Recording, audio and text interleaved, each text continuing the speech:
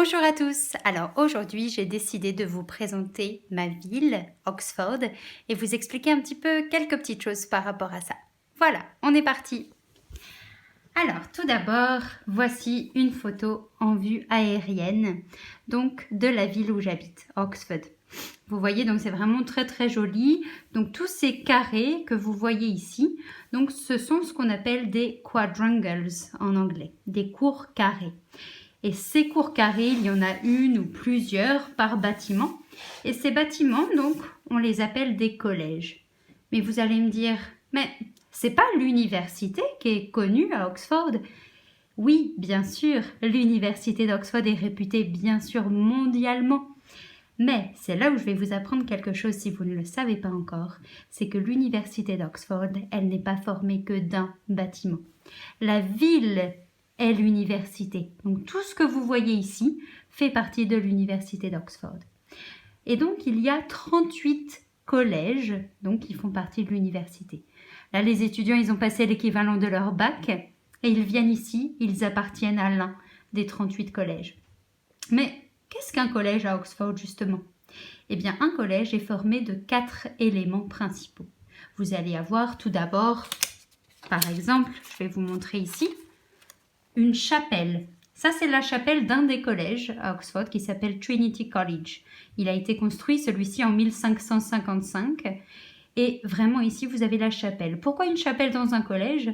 Parce que jusqu'au XVIIIe siècle à peu près, pour être un membre de l'université, eh bien, il fallait être pratiquant, croyant et pratiquant de la foi anglicane pour être un membre de l'université. Maintenant, ce n'est plus le cas. Qu'est-ce que vous allez avoir aussi qui fait partie de l'université, enfin qui fait partie d'un collège, pardon. D'un collège, vous allez avoir ici par exemple des logements pour les étudiants. Toutes les fenêtres que vous voyez ici, par exemple ici, font partie des logements d'étudiants dans un collège, par exemple. Ça, c'est qu'une petite partie. Ça, c'est un collège donc, qui s'appelle Balliol College. Et Balliol College est donc un des 3 plus anciens collèges d'Oxford. Celui-ci, il a été fondé en 1263. Voilà, ensuite, qu'est-ce qu'on va avoir qui compose un collège? C'est une salle à manger. Mais là, est-ce que vous reconnaissez la salle à manger? Est-ce qu'il y a des fans d'Harry Potter, par exemple, parmi vous? Peut-être. Eh bien oui, cette salle à manger était l'inspiration pour Harry Potter. Mais pourquoi je dis l'inspiration seulement?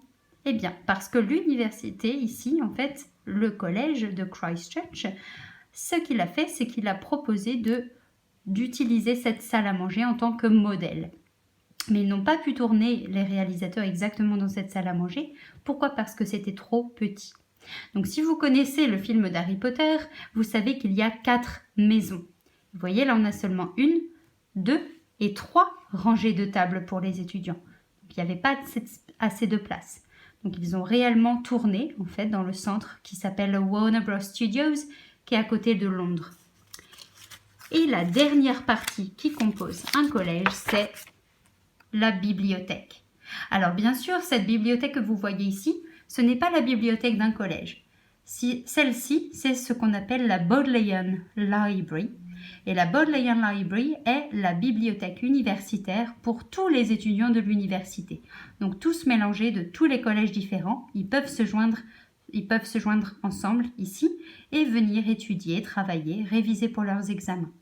Cet endroit est absolument magnifique et pour découvrir cette bibliothèque, il faut suivre une visite guidée qui est généralement organisée, et toujours d'ailleurs, organisée par des guides spécifiques à la Bodleian Library. Donc je vous invite un jour à venir la découvrir parce que c'est absolument extraordinaire. Alors voilà, c'était le petit clin d'œil sur Oxford. À bientôt pour une prochaine vidéo.